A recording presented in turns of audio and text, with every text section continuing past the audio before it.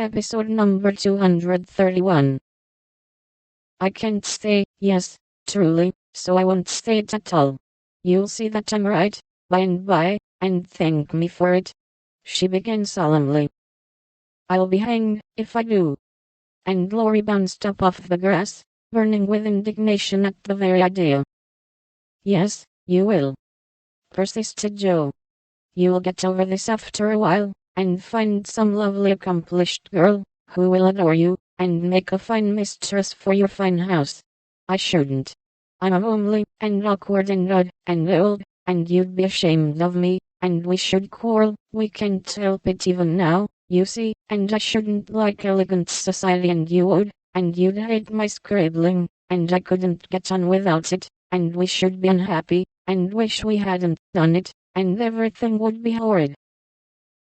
Anything more? Asked Laurie, finding it hard to listen patiently to this prophetic burst. Nothing more, except that I don't believe I shall ever marry. I'm happy as I am, and love my liberty too well to be in a hurry to give it up for any mortal man. I know better, broke in Laurie. You think so now, but there'll come a time when you will care for somebody, and you'll love him tremendously, and live and die for him. I know you will, it's your way, and I shall have to stand by and see it. And the despairing lover cast his hat upon the ground with a gesture that would have seemed comical, if his face had not been so tragic. Yes, I will live and die for him, if he ever comes and makes me love him in spite of myself, and you must do the best you can, cried Joe, losing patience with poor Teddy. I've done my best, but you won't be reasonable, and it's selfish of you to keep teasing for what I can't give. I shall always be fond of you, very fond indeed, as a friend, but I'll never marry you, and the sooner you believe it the better for both of us, so now. That speech was like gunpowder. Laurie looked at her a minute as if he did not quite know what to do with himself, then turned sharply away, saying in a desperate sort of tone, You'll be sorry someday, Joe.